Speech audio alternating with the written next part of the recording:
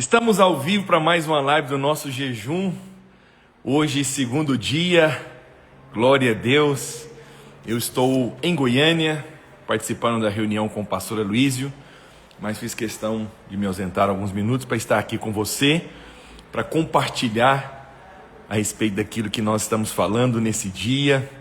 Não sei quanto a você, mas eu gosto desse tempo de jejum.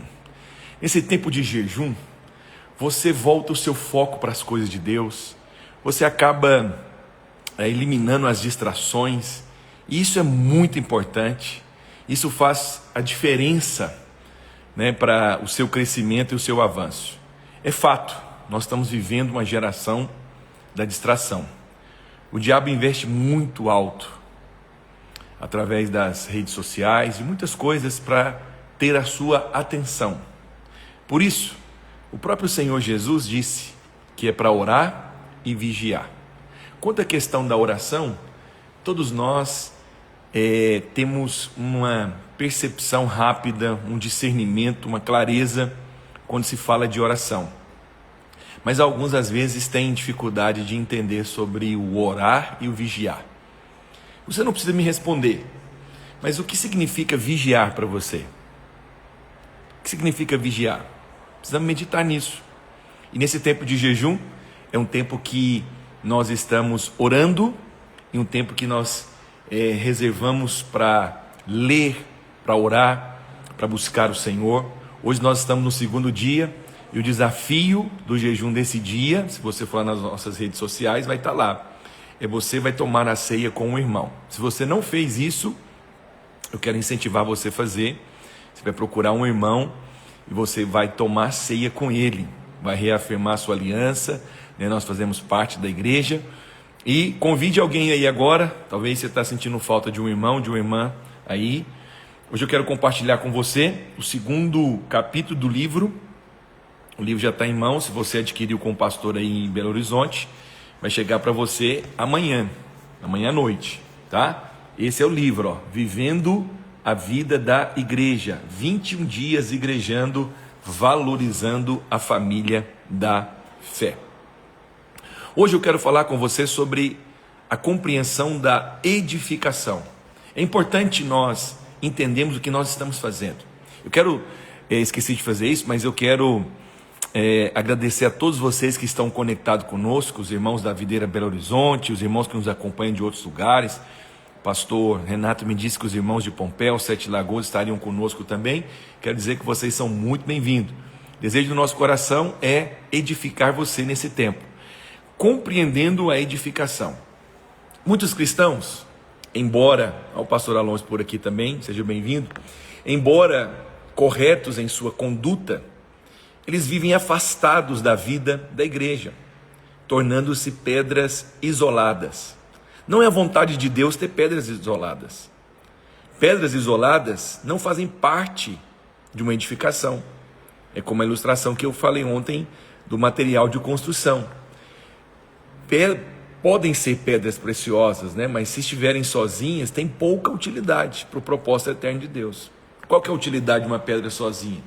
Ela tem uma utilidade, mas não é uma utilidade completa. A utilidade completa no reino de Deus, naquilo que nós estamos edificando, você precisa estar encaixado. A nossa maior necessidade hoje é de sermos edificados juntos na vida da igreja. E nós falamos, isso acontece por meio das células. Se nós ganhamos muitas pessoas, mas se elas não forem edificadas, elas não vão se tornar edifício de Deus. Entende isso? Alguém está falando que tem um fio Não tem um fio, acho que é aqui no fundo, mas presta atenção aqui na mensagem, tem gente que tem problema, Deixa eu tentar virar para atrapalhar você. Para não atrapalhar você. Glória a Deus. Tá tudo certo aí. Concentra só na mensagem. Só se for uma coisa que tirar muito sua atenção, você me avisa aqui, tá bom? Então, se nós ganharmos muitas pessoas, mas não a edificarmos como parte do edifício de Deus, o nosso trabalho vai ser em vão. O que adianta você ganhar pessoas, você está ali atrás de pessoas, né, e trazendo aquele amontoado de pedra. Um amontoado de pedra não faz parte do edifício. Tem muita gente que diz: não, pastor, eu consigo ser cristão sozinho, eu gosto das pregações do senhor, do pastor fulano de tal, mas eu posso ser cristão, eu posso ter minha maneira de adorar a Deus. Sim, você pode. De forma individual você pode servir a Deus? Pode. Mas será que você vai ter utilidade para Deus? Vou te dar um exemplo. Você sozinha, você pode evangelizar. Você evangelizou e a pessoa foi salva. Para onde você vai enviar essa pessoa? Quem que vai ministrar o curso para essa pessoa? Quem vai batizar essa pessoa? Aí essa pessoa vai ter necessidade também de ter comunhão. Essa pessoa também vai ter necessidade de se relacionar. Com quem que ela vai relacionar? Entende? Então é preciso você entender a clareza, o porquê que nós somos uma igreja em célula, o porquê que nós edificamos da maneira como nós edificamos. O crescimento espiritual depende de estarmos encaixados e edificados no edifício de Deus. Não basta reunir as pedras, elas precisam ser edificadas e colocadas nesse edifício que é a igreja. Você sabe, eu estava avaliando e eu cheguei nessa conclusão. Grande parte dos problemas que nós temos hoje surge por causa de uma coisa chamada individualismo. Você sabe, eu sou pastor, mas eu amo estar na vida da igreja. Eu sou pastor, mas a minha filha participa de uma célula. Sabe por quê? Porque tem coisa que ela vai aprender com o pai e com a mãe, mas tem coisa que ela vai aprender com uma amiguinha dela mais velha numa célula. Ela vai aprender com a líder dela. Eu acho isso fantástico. Ter gente na igreja, como nós temos, né, que nos ajuda a ensinar coisas para os meus filhos. Os meus 2 filhos, um é líder de célula e o outro é líder de treinamento. Eu amo o fato de ter um pastor que pode falar na vida dele, um discipulador que pode, às vezes, tratar uma área na vida dele. Não precisa ser somente eu. Isso é precioso. Irmãos, eu te falo, esse jejum está sendo algo diferente. Eu estou lendo livro, eu estou orando por isso. Parece que está mexendo algo no meu coração de uma maneira tão poderosa, tão viva. É umas verdades que nós já sabemos. Quando você vai voar de avião, né, a companhia aérea sempre fala: eu sei que você já sabe, mas não custa lembrar. Essas coisas que eu estou falando para você, você já sabe. Eu estou aqui apenas lembrando você, mostrando como a vida da igreja é poderosa. Por exemplo, se você tem um pecado que o persegue e não consegue vencer, ao se dispor, ao ser vinculado, edificado com outro irmão, você vai encontrar pessoas ali que às vezes já superou isso e que vai te ajudar a vencer também. Por isso que você vai ver Tiago 5,16 dizendo o quê? Dizendo o quê? Confessai os pecados uns aos outros para que sejam perdoados? Não, curado. Porque tem coisa que você precisa, não é de perdão, é de cura. O Senhor já perdoou. Por isso você vai ver gente que foi perdoada pelo Senhor, mas ele vive com sérios problemas. Por quê? Porque não foi vinculado, ele não abre a vida dele. Não tem ninguém falando na vida dele. Nós somos membros do corpo de Cristo e precisamos estar encaixados de maneira prática. Se você é alguém que talvez não tenha vivido a vida da igreja, eu quero incentivar você. Eu quero motivar você a entender que o maior crescimento que você vai ter vai ser na vida da igreja, vinculado com os irmãos. Você precisa entender isso. Curas, milagres. Hoje pela manhã, nós estávamos aqui na reunião com o pastor Luiz, falando disso. E estava falando o que tem acontecido na videira em Goiânia com esse jejum. O quanto as pessoas testemunhando do que Deus tem feito na vida delas. Isso é muito poderoso. Sabe, falando a respeito disso, eu quero lançar a mão aqui para você, com base no texto de Efésios capítulo 4, verso 11 e 12, a palavra de Deus diz assim: e ele mesmo concedeu uns para apóstolos, outros para profetas, outros para evangelistas e outros para pastores e mestres, com vista no aperfeiçoamento dos santos, para o desempenho do seu serviço e para a edificação do corpo de Cristo. O apóstolo, ele usa essa parábola aqui, né, para explicar esses 5 elementos relacionados ao ministério. E o primeiro que ele fala é a respeito do apóstolo. Hoje nós estamos falando sobre a compreensão da edificação, a planta da edificação. O primeiro elemento necessário para uma edificação, qual que é? Você vai fazer uma casa, o que você precisa de um projeto, de uma planta. Então, é preciso entender que você numa construção não chega lá e coloca a brita aqui, coloca a areia aqui, coloca o cimento aqui, coloca o ferro aqui, coloca a telha aqui, coloca isso e pronto. E quem é que vai encaixar isso aqui? Não, deixa tudo junto aí que vai virar alguma coisa. Não vai. É preciso ter alguém que tenha o conhecimento da planta. E esse é o papel do apóstolo, né? Esse projeto é o apóstolo que tem essa função, que tem a visão da planta. Ele tem o entendimento da visão. Eu fico tão feliz, porque quando você participa de uma reunião como esta, do pastor Luiz, quando a gente ouve ele, quando você vê o que ele está trabalhando, edificando, é alguém que tem uma visão da planta, tem uma visão a respeito do todo. Tem muita gente bem intencionada, mas ele não sabe encaixar as pedras. Aí você vê uma igreja que ganha muito, mas ela não tem um curso para edificar, ela não tem um curso para cuidar das crianças, não tem, e eles trabalham muito com voluntário. Quem que é a pessoa que quer servir? Aí alguém vai lá, mas você sabe, existe até gente mal intencionada que procuram igrejas que têm habilidades em algumas áreas, para depois, são lobos disfarçados de ovelha, para depois aproveitar ou fazer alguma coisa. Nós precisamos ser cuidadosos com isso. Não estou dizendo que nós somos perfeitos, mas no nosso meio, e as irmãs dos kids aqui vai concordar comigo, é muito critério para você servir numa sala, para você trabalhar no encontro, é muito criterioso. Nós somos muito cuidadosos com a obra. Isso por quê? Porque alguém que tem a visão da planta conseguiu ver que é aquele que coleta as pedras, mas essa pedra precisa ser encaixada, mas precisa também de um padrão.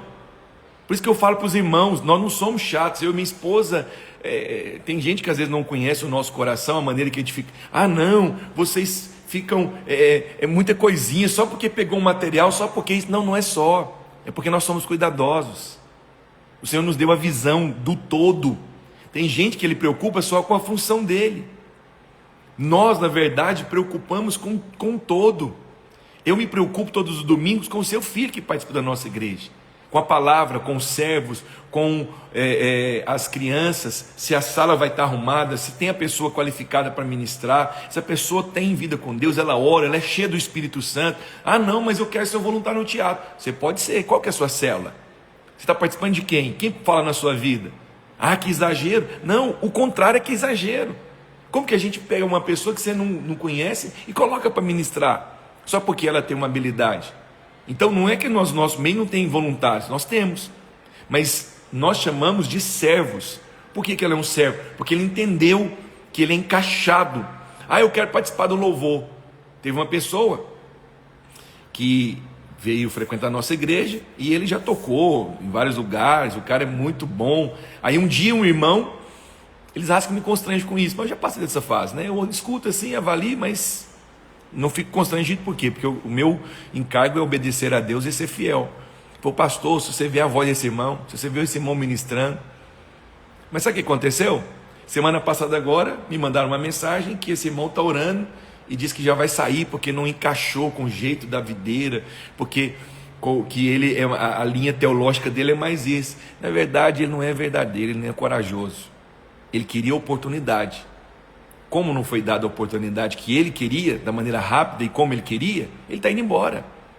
Você sabe, essas são pessoas que não têm a visão da planta. Como nós temos, nós procuramos ser criteriosos para encaixar cada pessoa, para entender o momento de cada pessoa. Tem pessoas que não ficaram no nosso meio, apesar de elogiar a nossa igreja, a palavra, o nosso trabalho. Por quê? Porque ela às vezes estão atrás de uma oportunidade, ela está atrás de algo. Nós queremos dar oportunidade para as pessoas? Sim, no momento certo. Outro também esses dias veio para cá, e aí os pastores é minha testemunha, vamos fazer um evento, pastor, você acha que eu coloco ele? Eu falei, não é o momento dele.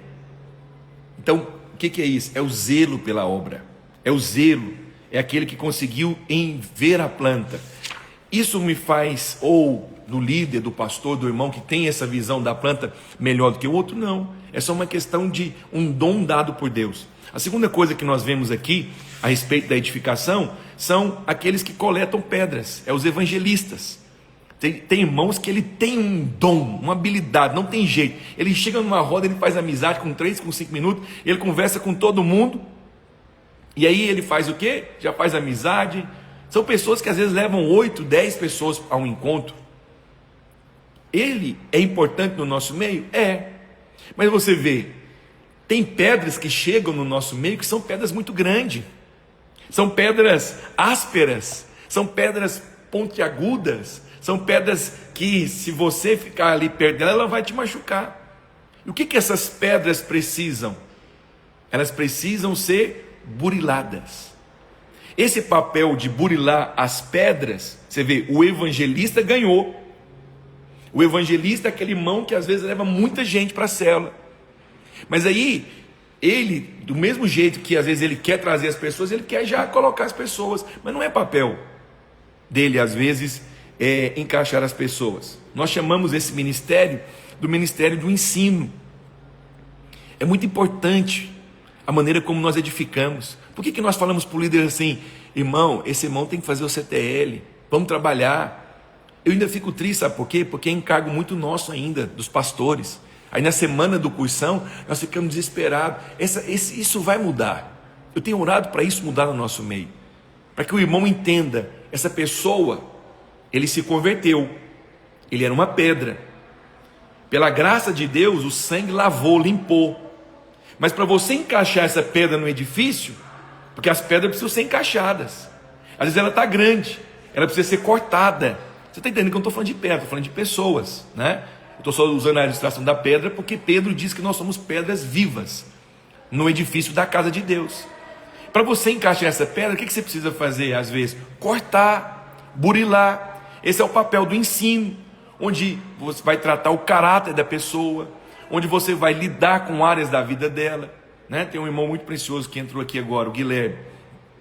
É um irmão muito precioso, ele converteu conosco, ele sabe disso. Não falo isso para expor, mas a família dele, ele foi salvo na família dele, uma história lindíssima. Só que ele tinha que aprender muita coisa, porque ele foi criado pela família, e ele pensava sobre valores, princípio, vida, relacionamento, de um jeito. Mas esse irmão se converteu, ele era ainda um nato evangelista. É daqueles que no primeiro encontro ele já levou os colegas dele quase tudo, 10, 20. Mas aí o que é necessário na vida dele? Você vai passar por um processo de ensino. Ele tem que se submeter. Eu tenho que ensinar ele a adorar a Deus, ensinar ele, irmão, não é dessa forma. Não é dessa forma. Você conviveu num ambiente de vícios, de levar proveito, as pessoas enganar. Aqui nós não somos assim. Essa não é a atitude. Você não pode ser explosivo. Então você entende que isso acontece quando existe um discipulado genuíno. Por que nós temos discipulado? Para que você possa ser aperfeiçoado. Eu estou aqui em Goiânia participando de um quê? De um discipulado. Aqui o pastor Aloysio está me discipulando, mostrando. Hoje mesmo ele falou: irmãos, quero ensinar para vocês a maneira de lidar com isso. Então o que ele está fazendo comigo? Eu sou uma pedra que ainda estou sendo trabalhada por Deus. Ah, pastor, é isso mesmo, estou sendo trabalhado por Deus. Mas Deus usa pessoas. Deus usa pessoas para trabalhar na sua vida. Quando você rejeita isso, você está rejeitando ser trabalhado para ser edificado, colocado na edificação de Deus. Você está se recusando a ser trabalhado por um irmão que às vezes está tratando área na sua vida. Sabe, tem irmãos que ele chega para mim e fala assim: pastor, eu não sou desse discípulo que concorda com tudo não. Aí eu fico pensando, desnecessário, para que falar isso? Ele já quer, quando a pessoa fala isso, ele já está querendo dizer assim: eu sou o tipo de pessoa, em outras palavras, eu sou o tipo de pessoa que o que eu concordo eu fico, o que eu não concordo, sabe o que está querendo dizer em outras palavras? O que eu acho que está certo, eu tomo para mim. O que eu acho que isso não está certo, eu rejeito. Mas deixa eu te falar uma coisa, sejamos honestos aqui. Todos nós precisamos de alguém falar nas nossas vidas, de áreas que às vezes nós temos ponto cego. De áreas às vezes que no seu relacionamento com o irmão, você é grosso, ignorante, ou às vezes insensato, fala algumas coisas, dá alguns exemplos que expõem o outro. Aí você precisa de um discipulado, de ensino, de alguém que está lá para te ajudar, para falar na sua vida, para dizer para você, irmão, né? Preciso te exortar. Agora é só o pastor que exorta o líder? Não. Tem um irmão aqui, Tiago Lins. Teve um dia que eu estava um pouco indignado porque alguns irmãos não contribuíram com a cesta básica. Aí eu fui e exortei a igreja. Não tem problema nenhum de reconhecer isso. Só que eu percebi que eu passei um pouquinho do limite. A pastora Camila escreveu: discipulado é vida. Obrigado. É isso mesmo. O que Deus vai falando com você, você coloca aqui. O Guilherme hoje, irmãos, tem uma família lindíssima. O Guilherme hoje é um empresário, tem rede social, trabalha no marketing digital, trabalha com palestrantes, escreveu livro, ele é um devedor da igreja. Tudo que ele foi alguém que, mas é preciso submeter, precisa ter o coração aberto. Então, eu estava dando um exemplo aqui do Tiago Lins. Ele é um líder no nosso meio, líder da rede Pastor Adriano. E aí, no final do culto, ele me procurou, falou: pastor, eu acho que está certo, nós temos que mobilizar mesmo, tem que ter encargo, mas eu achei que não precisava o senhor ter falado assim. Não falei nenhuma palavra, né, rude assim não, mas fui firme. Ele falou. Sabe o que acontece? Eu falei para ele: irmão, você tem razão, eu falhei. Eu acho que eu não deveria ter falado dessa maneira, não. No outro domingo eu fui diante da igreja e falei: irmãos, eu acho que eu errei, eu acabei exagerando um pouco. O que é isso? É um irmão, porque a Bíblia diz isso, né? Colossenses 3,16 diz que nós devemos exortar uns aos outros. Os irmãos que caminham comigo aqui, eles sabem que eu os ouço. Eu tenho uma reunião do presbitério que eu falo isso para ele: por que você está aqui? Porque se você perceber que às vezes eu vou estar fazendo alguma coisa que está fora, você tem essa liberdade de exortar. Eu percebo o quanto nós temos crescido por conta dessa liberdade. Então é preciso nós falarmos mais a respeito disso. E você que está aqui participando comigo, às vezes você está num discipulado, está reproduzindo coisas com a sua família, onde é preciso você mudar, permitir que tem pessoas que falem na sua vida e que eles tenham que você tenha um coração para aprender. Isso é muito importante. Sabe, depois que essas pedras foram buriladas, elas devem ser encaixadas. E quem é que faz o ministério do encaixe? O pastor. Então você vê, o apostólico é aquele que tem a visão da planta. O segundo que eu falei é aquele que é o evangelista, ele coleta pedras. Eu falei a respeito também, baseado em Efésios 4, que tem aquele que as pedras devem ser buriladas. Quem que é esse? É o ministério do ensino. É aquele irmão que tem o dom, a graça de poder exortar em amor, de ensinar, de mostrar. É preciso abrir para ser discipulado, porque senão você participa de um grupo e você pega só o que você acha que é bom, mas áreas da sua vida que precisam ser tratadas, você acaba não submetendo a isso. E eu vejo irmãos que estão dispostos a ser discipulados, quando ele abre o coração, ele recebe a unção do líder, ele prospera, ele avança. Quando você vê gente, muitos anos de idade, que não avançou, é porque ele se recusa a ser discipulado. É aquele que não abre para outro falar na vida dele, né?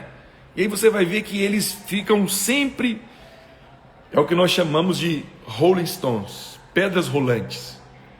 Eles ficam sempre de um lugar para o outro. Ontem mesmo eu encontrei um irmão aqui numa farmácia. Em Goiânia a igreja é tão grande que eles conhecem todo mundo. Eu fui comprar um remédio e ele falou assim: você é o Francisco Vasco? Ele falou assim: você é o pastor da videira? Eu falei: sou. Ah, tem muito tempo que eu não te vejo. Eu falei: será que eu que você não me vê? Ou que você que saiu? Fui brincar com ele. Aí descobri que ele tinha saído da videira, passou em 4 ministérios e voltou. Amorosamente, tem que falar, é uma pedra rolante. Entende? É uma pedra que ela se recusou a ser trabalhada por Deus para ser encaixada em algo. Aí, quando ela vai ser trabalhada, o que ela faz? Não quero sair daqui não, ela fica rolando. Vai para um lugar, vai para outro, vai para outro. Agora voltou. E o que acontece? Aleluia, pode voltar mesmo, nós temos as portas abertas para todos. Mas o problema, sabe o que é? É que quando volta, ele vê às vezes irmãos que estão lá, às vezes já pastor, discipulador lá na frente dele. E o que você percebe? É que perdeu tempo. E pedras que rolam, não cria lodo. O Guilherme colocou, ele tem muitas boas frases. Então é preciso entender, né? Nós precisamos de entender que o discipulado te guarda, o ensino te guarda.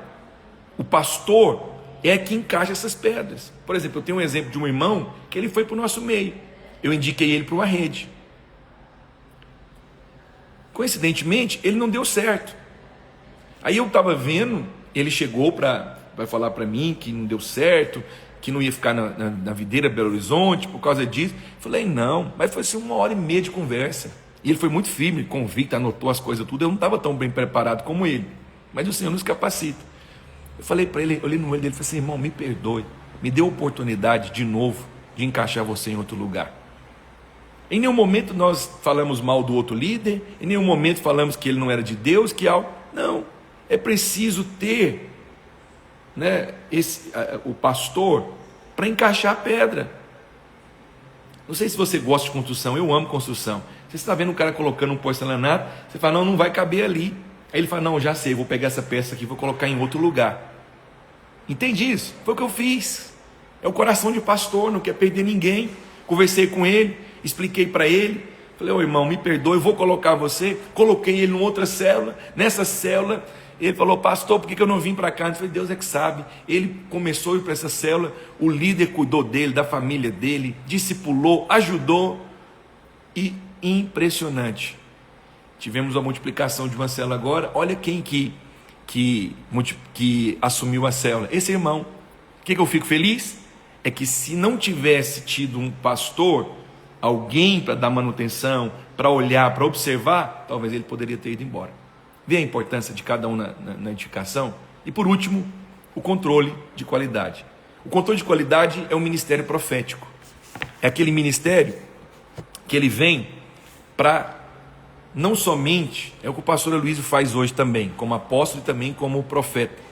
É aquele que vem, porque, você sabe, você vai fazer uma obra, você precisa de controle, de qualidade, segurança. O profético é aquele que tem a visão dada por Deus, e ele tem essa percepção do Espírito, para checar o que está sendo feito, supervisionar o que está sendo feito. E se tiver algo fora, ele vai corrigir. Eu fico triste quando vejo irmãos que, quando você fala, ó irmão, eu vejo um erro aqui, você tem que avançar. Ele ofende, fica chateado, leva para o lado pessoal. Ô irmãos, vamos crescer em nome de Jesus nesse tempo de jejum, vamos avançar. Nós temos sido trabalhados por Deus para avançarmos. Não precisamos levar as coisas para o lado pessoal. Cada um de vocês é importante. Nesses dias de jejum, ore, fala para o Espírito, Espírito, eu quero crescer para eu ser um dom para a igreja. Sabe por que eu oro muito pelo crescimento, por sabedoria? Para servir mais, para abençoar mais. Sabe por que eu clamo muito por sabedoria? Para que eu possa servir mais, para que eu possa abençoar mais pessoas. Por que eu tenho clamado a Deus, Senhor, me dá sabedoria? Porque quando eu tenho sabedoria, quando eu tenho graça dada por Deus, eu vou servir melhor o Gilberto, vou servir melhor a Mônica, eu vou cuidar melhor. Então é preciso que você entenda que tem coisas que às vezes você está passando por um processo, você está sendo trabalhado por Deus, para você servir mais, para você refletir mais a Cristo, para você abençoar mais pessoas. Amém? Eu vou deixar essa live salva, quero orar por você.